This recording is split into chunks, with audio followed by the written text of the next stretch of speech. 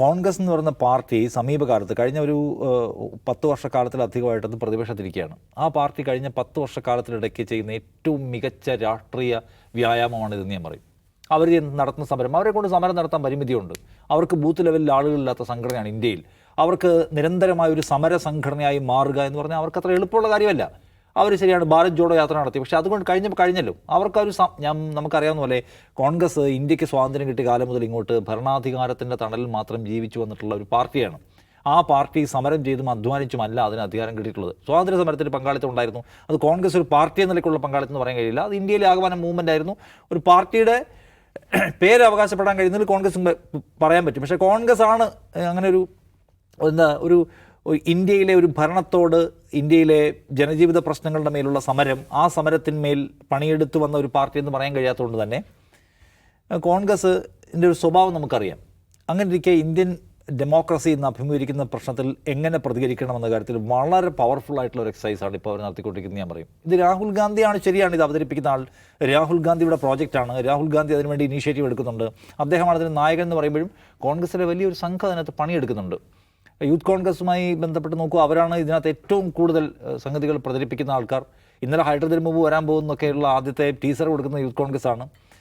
കേരളത്തിൽ തന്നെ നമ്മൾ വോട്ട് ചോരിയുമായി ബന്ധപ്പെട്ട് സംസാരിക്കുമ്പോൾ കേരളത്തിലെ ഏതാണ്ട് എല്ലാ കോൺഗ്രസ് നേതാക്കളും അതിനെക്കുറിച്ച് അവെയറാണ്. അവരെല്ലാവരും അതിൻ്റെ ഡീറ്റെയിൽസ് എല്ലാവരും സംസാരിക്കുന്നു. ഇന്ത്യയിലെമ്പാടുമുള്ള പ്രധാനപ്പെട്ട മുൻനിര യുവ കോൺഗ്രസ് നേതാക്കൾക്ക് വോട്ട് ചോരി എന്ന ആശയത്തെക്കുറിച്ച് അറിയാം.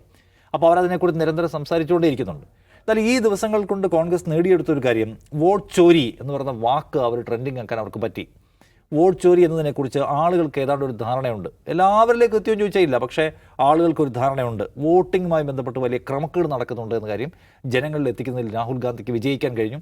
ഇന്നലത്തെ അദ്ദേഹത്തിൻ്റെ പ്രസൻറ്റേഷൻ നോക്കും, വളരെ സിമ്പിളാണ്, പക്ക പെർഫെക്റ്റ് ആയിട്ടുള്ള സംഗതിയാണ്. ഒരു ആശയക്കുഴപ്പത്തിനും ഇടയില്ല. അദ്ദേഹം ഒരു സ്കൂൾ ടീച്ചർ എങ്ങനെയാണോ കുട്ടികളെ പഠിപ്പിക്കുന്നത് അതുപോലെ പഠിപ്പിക്കുന്നു, ഹിന്ദിയിലും ഇംഗ്ലീഷിലും, എല്ലാ ഗ്രൂപ്പ് ഓഫ് ആളുകൾക്കും മനസ്സിലാവുന്നതിന് വേണ്ടി. അപ്പോൾ അതുകൊണ്ട് കോൺഗ്രസ് സാധാരണ നിലയ്ക്ക് കോൺഗ്രസ് എന്തുമാത്രം നിരാശാരൂപത്തിലാണോ പെരുമാറിക്കൊണ്ടിരുന്നത് അതിൽ നിന്ന് വിട്ടിട്ട് അവർക്ക് വലിയ പദയാത്രകൾ സംഘടിപ്പിക്കാനോ സമരങ്ങൾ സംഘടിപ്പിക്കാനോ ജനങ്ങളെ സംഘടിപ്പിക്കാനോ കഴിയുന്നില്ല എങ്കിൽ കൂടി ഒരു പാർട്ടി എന്ന നിലയ്ക്ക് ഇന്ത്യയിൽ നടക്കുന്ന വലിയൊരു സ്കാം അവർ എക്സ്പോസ് ചെയ്തു. അത് ഒരു വലിയൊരു നേട്ടമായിട്ട് തന്നെ കാണണം കോൺഗ്രസ് പാർട്ടിയുടെ, രാഹുൽ ഗാന്ധിയുടെ. എൻ്റെ തെരഞ്ഞെടുപ്പ് കമ്മീഷൻ അതിനെക്കുറിച്ച് പറയുന്ന ഒരു കാര്യം, അതായത് രാഹുൽ ഗാന്ധിക്കും അദ്ദേഹത്തിൻ്റെ പാർട്ടിക്കും പരാതി ഉണ്ടായിരുന്നെങ്കിൽ നേരത്തെ പറയണമായിരുന്നു എന്നാണ്. അപ്പോൾ തെരഞ്ഞെടുപ്പ് കമ്മീഷൻ്റെ മുമ്പിലേക്ക് രാഹുൽ ഗാന്ധി വെക്കുന്ന പ്രശ്നം കോൺഗ്രസിൻ്റെ ഒരു പരാതി, ഞങ്ങളുടെ ബൂത്തിലുണ്ടായിരുന്ന 3 കോൺഗ്രസ്സുകാരുടെ വോട്ട് വെട്ടിക്കളഞ്ഞു എന്നതിനെക്കുറിച്ചല്ലോ. തെരഞ്ഞെടുപ്പ് കമ്മീഷനോട് പറയുന്നത്, നിങ്ങൾ നടത്തിക്കൊണ്ടിരിക്കുന്ന ഇലക്ഷൻ മൊത്തം ഫ്രോഡ് പരിപാടിയാണ്. അത് ഇന്ത്യയിൽ ആര് ഭരിക്കണം ആര് മാറണം എന്ന് തീരുമാനിക്കുന്ന ഏറ്റവും അടിസ്ഥാന സത്താപരമായ പരിപാടിയാണ്. ആ പരിപാടി കംപ്ലീറ്റ് കുളമാക്കിയാണ് നിങ്ങൾ നടത്തുന്നതെന്ന് പറയുമ്പോൾ കോൺഗ്രസിന് പരാതി ഉണ്ടെങ്കിൽ നേരത്തെ പറയണമായിരുന്നു. ഇത് കോൺഗ്രസിൻ്റെ പരാതിയുമായി ബന്ധപ്പെട്ട പ്രശ്നമാണോ?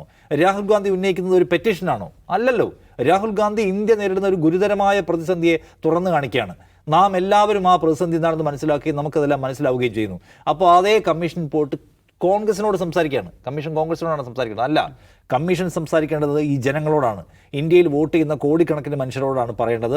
എന്തുകൊണ്ട് ബ്രസീലിയൻ മോഡൽ 22 പേരുകൾ വന്ന് വോട്ട് ചെയ്തു, അതിനുശേഷം ഒരു സ്ത്രീയുടെ മുഖമുള്ള പടം വെച്ച് 100 വോട്ട് ചെയ്തു, എങ്ങനെ ബ്ലേഡ് ആയിട്ടുള്ള പടം വെച്ച് വിവിധ സ്ഥലങ്ങളിൽ പോയി വോട്ട് ചെയ്തു, എങ്ങനെ ഒരു ബിൽഡിങ്ങിൽ നിന്ന് 501 വോട്ടർമാരുണ്ടായി, എങ്ങനെ BJP നേതാക്കൾ പല സ്ഥലത്തായി വോട്ട് ചെയ്തു. അത് ഇന്നിപ്പോൾ കാണൂ.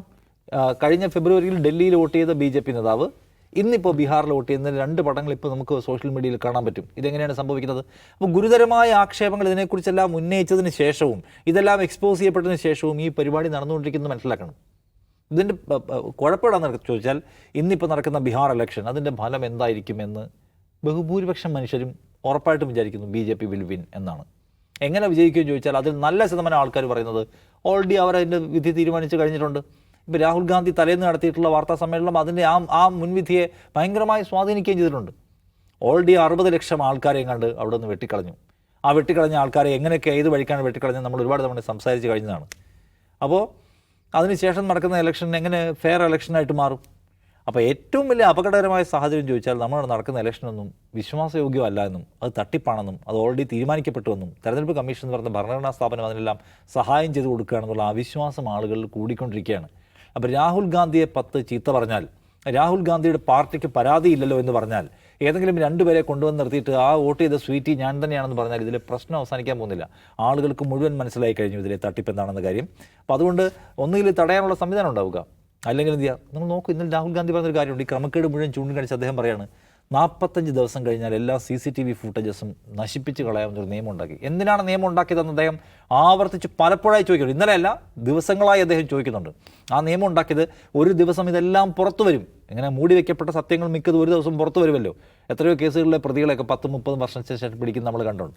അതുപോലെ പുറത്തു വരും. ആ പുറത്തു വരുന്ന ഘട്ടത്തിൽ തെളിവുകൾ എക്സ്പോസ് ചെയ്യപ്പെടുമ്പോൾ അതിൽ പരിശോധന നടത്താൻ ദൃശ്യങ്ങളാണ് ഏറ്റവും വേഗത്തിൽ പരിശോധിക്കാൻ കഴിയുന്നത്. അത് ഉണ്ടാവരുതെന്ന് നിർബന്ധ ബുദ്ധി പ്രവർത്തിക്കുന്നത്. അപ്പം നമുക്കൊന്നും മനസ്സിലാവാത്ത തരത്തിലുള്ള വമ്പൻ ആസൂത്രണം ഇതിൽ നടക്കുന്നുണ്ട്. വൻതോക്കുകൾ ഇടപെടുന്ന വമ്പൻ ആസൂത്രണം. അല്ല, ഇന്ന് ഇന്ത്യയിലും തെരഞ്ഞെടുപ്പ് കമ്മീഷനും ഇന്ത്യൻ സംവിധാനങ്ങളും മുഴുവൻ നടുങ്ങേണ്ട സംഗതിയാണല്ലോ ഈ പുറത്തു വിട്ടുകൊണ്ടിരിക്കുന്നത്. പക്ഷെ ഒന്നും സംഭവിക്കുന്നില്ല. അപ്പോൾ പിന്നാമ്പുറത്ത് നടക്കുന്ന ഏർപ്പാട് അതിഭീകരമായിട്ടുള്ള ഏർപ്പാടാണെന്ന് മനസ്സിലാക്കുക. അതിലേറ്റവും പ്രധാനം ഈ ഒരു കാര്യം ശരിയാണ്, പ്രസ് മീറ്റ് കൊണ്ട് കാര്യമില്ല. നിങ്ങൾ സുപ്രീം കോടതിയിൽ പോയതുകൊണ്ട് നിങ്ങൾക്ക് ഫലപ്രദമായ തീരുമാനം വേഗത്തിലുണ്ടാക്കാൻ കഴിയണം എന്നില്ല. സുപ്രീം കോടതിയും തെരഞ്ഞെടുപ്പ് കമ്മീഷനെ മറ്റൊരു ഭരണഘടനാ സ്ഥാപനമായിട്ട് കാണുകയും അതിൻ്റെ പ്രിവിലേജസിനെ അംഗീകരിക്കുകയും ചെയ്യുന്നുണ്ട്.